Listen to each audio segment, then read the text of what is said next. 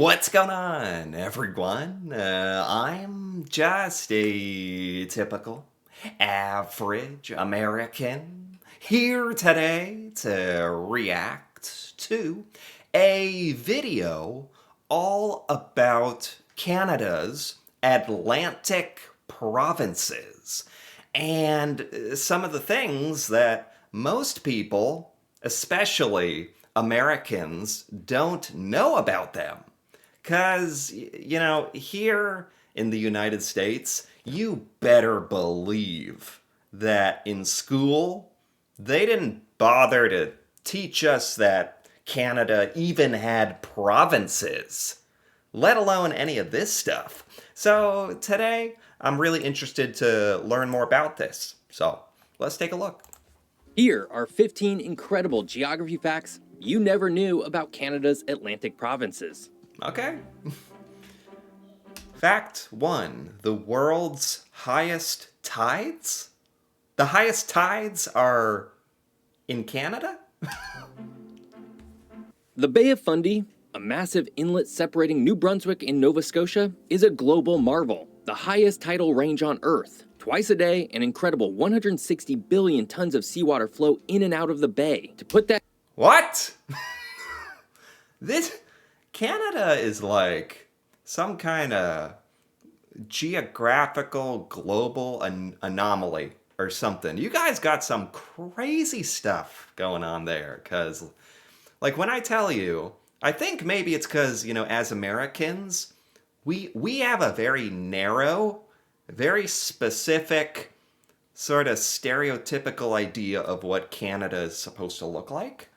Sort of nothing, but vast snow and empty, barren ice or something. I don't know. A lot of Americans don't really picture anything, to be honest, but you guys, the reality is you have all this crazy stuff. I've heard of this name, the Bay of Fundy. I've definitely heard of that before. I didn't know it had anything to do with, like, some crazy marvel of tides and all this water, and this is crazy.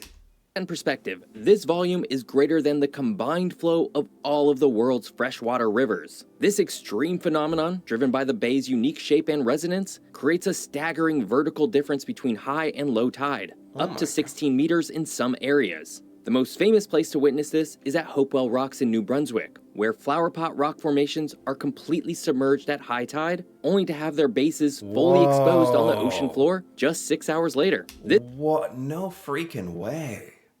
This is awesome. Oh, look, people live near this. Is that a stupid thing to say? Probably. But it's like, these are parts of Canada, like on the East Coast, that, like, I don't really know much about, and I know for sure most of Canada's population lives, like, south, near the US-Canada border, right? So it's like, hey, people who get to enjoy this, like, crazy phenomenon. This tidal power carves the coastline, and is even being harnessed for renewable energy. Oh, wow. Oh, what the heck? Okay, fact number 2. The Coal Age time capsule? What does that mean? The Joggins Fossil Cliffs on Nova Scotia's coast offer an unparalleled window into deep time. This UNESCO World Heritage Site is essentially a 300 million year old time capsule of the Carboniferous period, often called the Coal Age. What makes Joggins so special is that the fossils are in situ, meaning they are preserved in the exact positions they lived and died. So, for the lay person, the layman, the simple American mind, this is like a rock formation where you can see into it for some reason, like it's a cliff, or anyway, you can see fossils just like chilling in this part of Canada from like hundreds of millions of years ago. That's pretty cool. I don't think we have anything like this in the US, and if we did, I don't think we could, I don't know if that would be a good thing, because I feel like a lot of Americans would travel there and try to, like, steal the fossils. Like, we are not responsible enough to have something like this. As the cliffs erode, they reveal an astonishingly complete fossil record, including ancient forests, the footprints of early amphibians, and even the world's earliest reptile, Helionomus ieli, which was What? found preserved inside a fossilized tree stump. This site was so What? significant it was even mentioned in Charles Darwin's On the Origin of Species. It's not just a collection of fossils, it's a complete ancient ecosystem preserved in stone. Okay, so realistically, it's a archaeological site where Canada has relieved it of a lot of the fossils that are probably safe in museums away from the Americans who want to put it on my bookshelf. Fact number 3, a walk on the Earth's mantle? Like, I remember learning a little bit about this in geography. Like, we have the crust of the Earth and the mantle and the something. In Newfoundland's Grossmorn National Park, a UNESCO World Heritage Site, you can do the impossible. Take a walk on the Earth's mantle. The tablelands are a flat-topped mountain range that look more like a desert on Mars than a typical Canadian landscape. What on exactly? This is not Canada just has like everything. It is a freaking gigantic country. Like sometimes a lot of us Americans forget how freakishly gigantic Canada is. And yet like what is this? Mars, like you said. Isn't the mantle under the Earth? How are you touching it? Touching it. This is because it's one of the few places on the planet where a massive slab of the mantle, the layer beneath the crust, is exposed. This colossal block of orange-red peridotite rock was thrust to the surface over 450 million years ago when two continents collided. The rock's composition is so alien to the surface world, rich in heavy metals and lacking nutrients, that most plant life can't survive. The tablelands provide crucial evidence that confirmed the theory of plate tectonics, making it one of the most important geological sites in the world. That's insane. Canada literally has some of the strangest geographical like wonders. Like I've never heard of this. Fact number 4. The Iceberg Alley Parade? Okay. Every spring, the coast of Newfoundland and Labrador transforms into a spectacular parade of ancient ice, famously known as Iceberg Alley. These colossal giants, some weighing millions of tons and standing as tall as skyscrapers, have broken off the glaciers of Greenland. They are carried south by the cold Labrador current, often passing remarkably close to the shore. It's one of No way. Oh my, Canada has you have some really cool stuff. Maybe this is kind of like a bad thing, like if it's global warming or whatever, and maybe it's not good. These icebergs are like breaking off, but at least it looks cool. If we're all gonna die a horrible heat death in the future, at least this looks cool. At least there's that. But, you know, joking aside, that picture they showed was insane with the iceberg behind that person's house. and standing as tall as skyscrapers. Look at this. What? That's This is a real picture? This is insane. See 10,000-year-old icebergs. Towns like Twillingate and St. John's become hotspots for iceberg hunters who flock to watch the spectacle from cliffs, boats, and kayaks. This is awesome. I had no idea this was a thing. That's genuinely awesome. This natural phenomenon is more than just a stunning visual. It's created a unique tourism industry, with local breweries even harvesting the pure ancient water to make iceberg beer and iceberg gin. Yeah. I mean, again, if we're gonna die to like the global warming or whatever, let's make beer out of it, you know?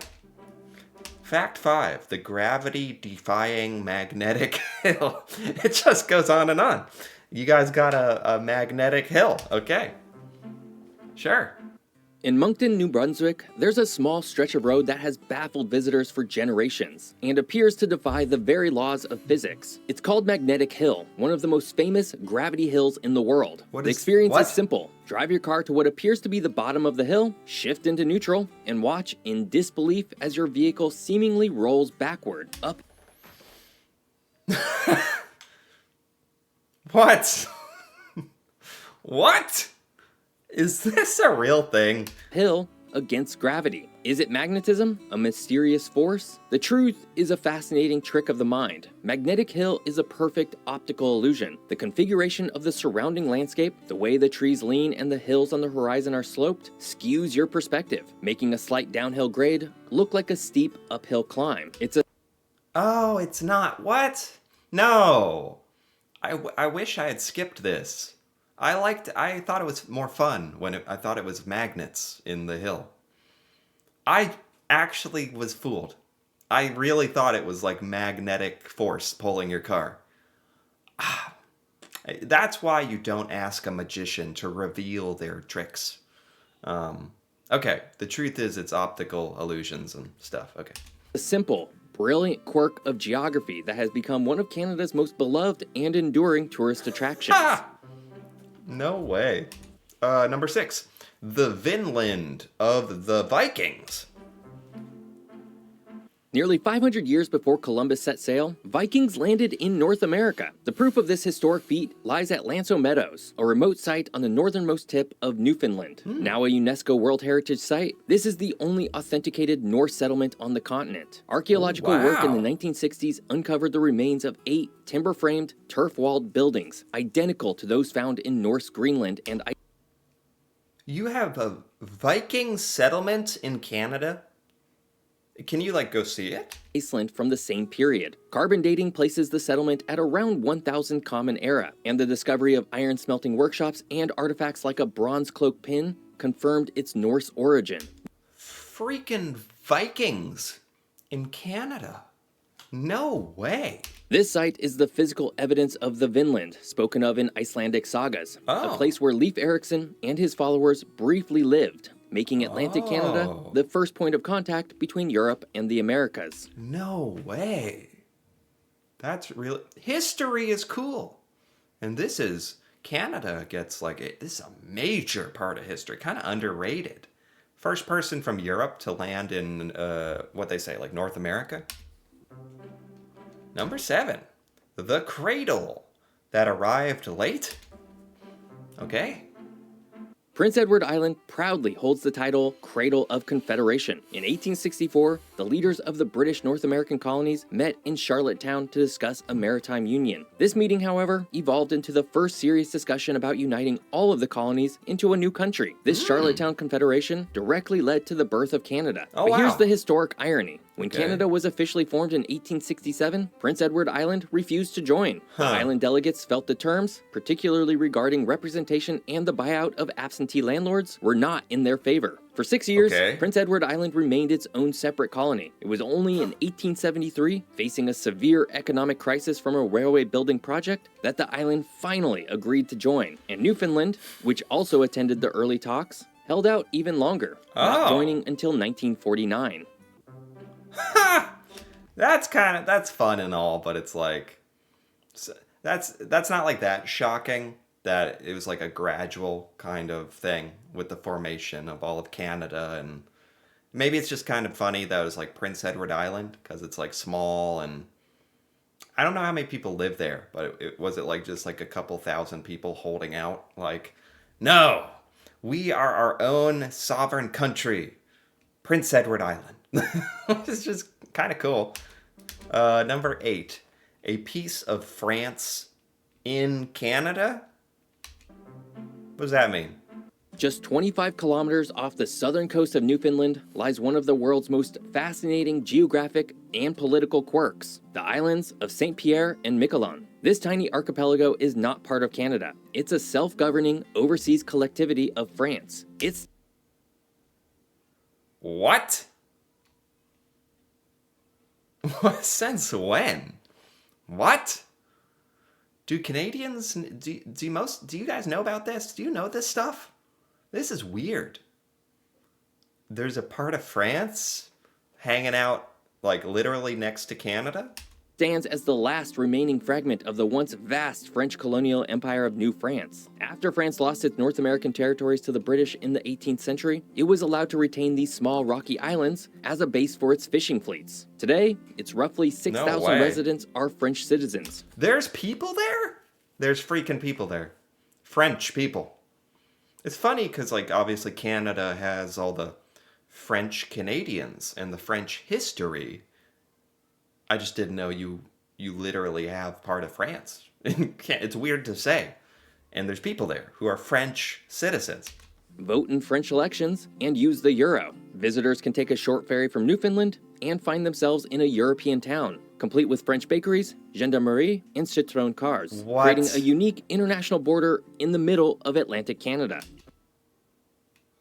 That's got to be one of the weirdest, like, international borders or situations in the world. I've never heard of anything like that. Number 9, Canada's very own Ellis Island.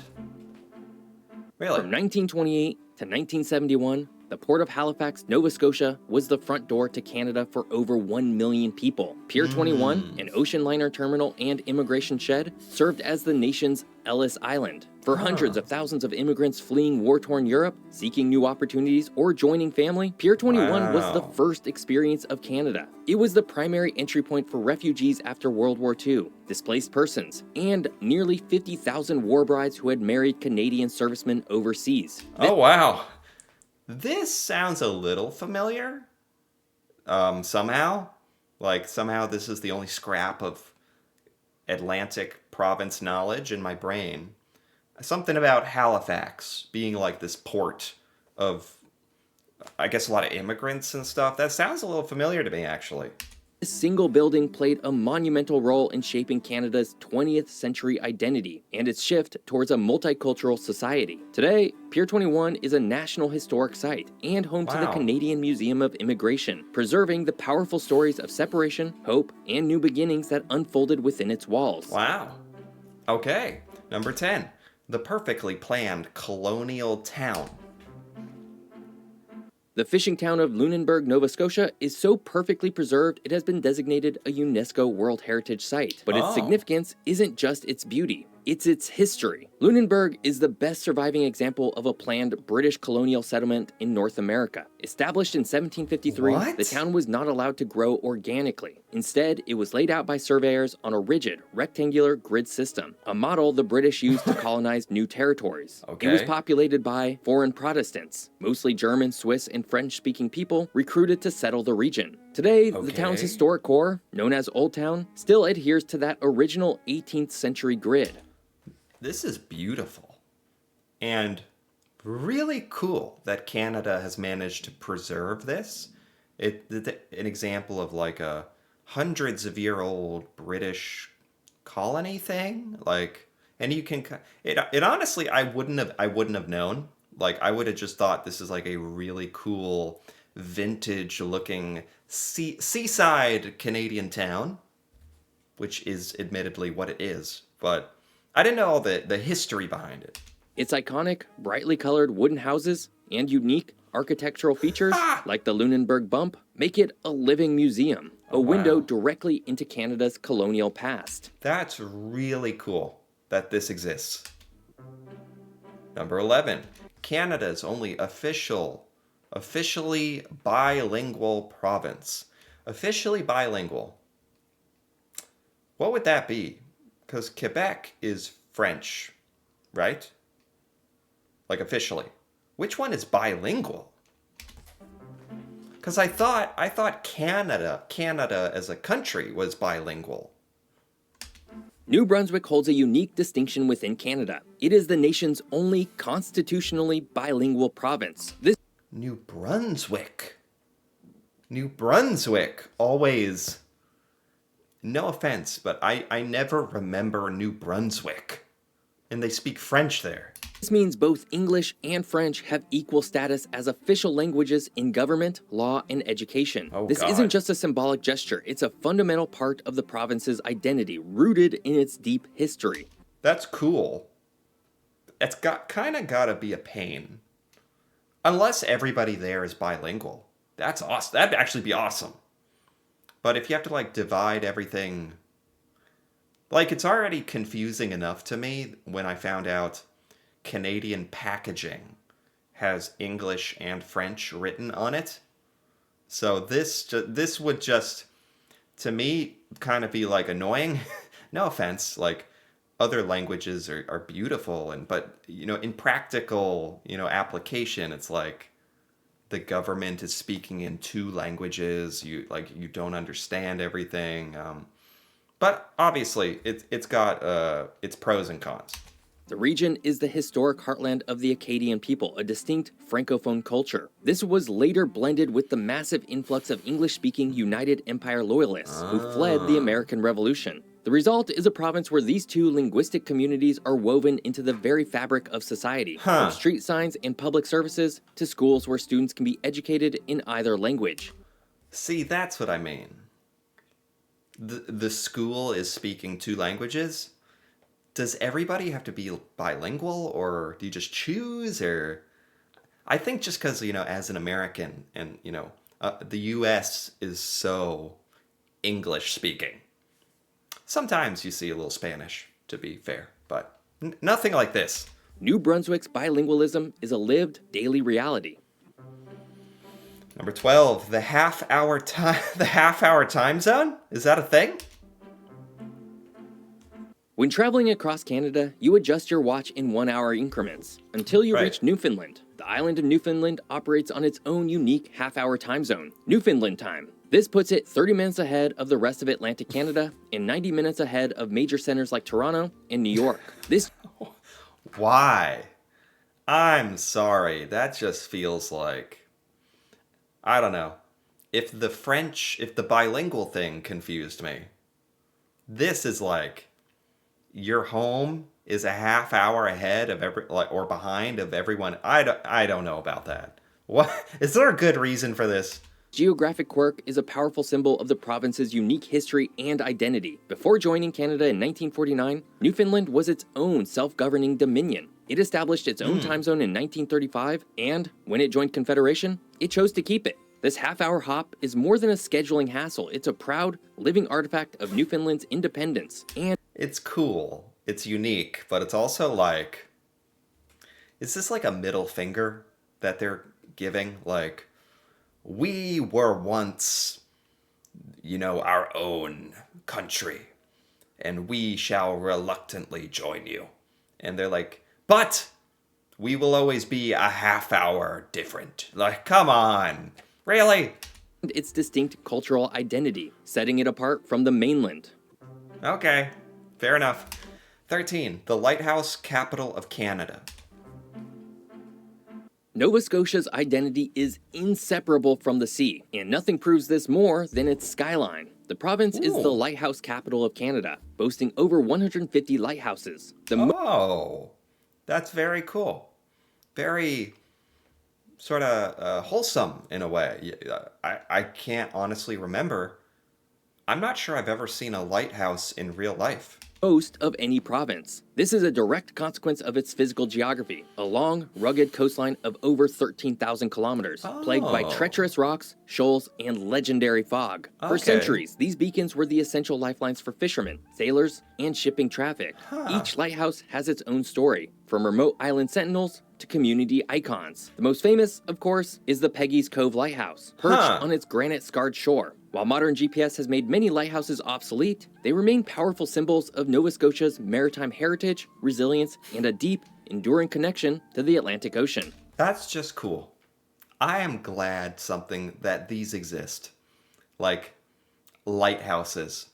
If you think, maybe, I don't know why this is on my mind, maybe because of my baby, but like a lighthouse is it's something you'd see like as a kid, like in a book, or, it's like elemental. It's like, I don't know, lighthouses. There's something about them. I never saw them like in real life growing up, but there's something like innocent and nostalgic about lighthouses. I'm glad that these exist. 14. North America's oldest street is in Canada? How do you possibly know what the oldest street is? A street is technically like, not to like, ruin the pizzazz of Canada's road here, but I just can't help it. But like, how do you know? If someone just like took a stick and like scraped some of the land and was like, this is a path This is a road. What, like, wouldn't that be the first one? Or I don't know. I'm St. just, John I'm just, I'm just here. I'm just here to kill all the fun. You know. John's, the capital of Newfoundland and Labrador, is one of the oldest European settled cities in North America. Its beating heart for centuries has been Water Street, which holds the claim of being one of the oldest streets on the continent. Long before the city was officially founded, this natural, ice-free harbor was a seasonal base for European fishermen, Basque, Portuguese, French, and English throughout the 1500s. Cool. Water Street itself wasn't a planned road. It evolved organically from the rough paths and fishing stages built along the shoreline. By the 16th century, it was already a bustling commercial thoroughfare, a center for the salt cod trade that would shape the North Atlantic for centuries. Today, So this is not like necessarily boasting to be the oldest road in Canada, but it's one of the oldest, and more importantly, one of the most significant and important roads. walking down Water Street, you are treading on a path of continuous commercial activity that stretches back over 400 years. Cool. Okay. 15. The bridge built for ice. Okay.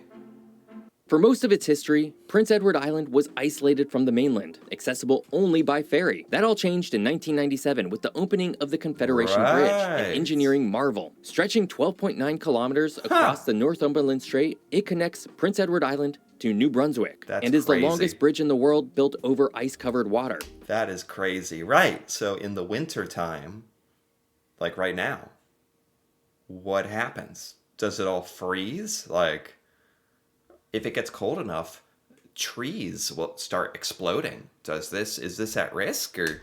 The design is a testament to the region's harsh physical geography. The strait freezes in winter, creating massive, powerful ice flows. To combat this, the bridge's 62 piers were designed with cone-shaped bases. These ice shields act as giant icebreakers, safely fracturing the flows and deflecting them away from the structure. This That's cool.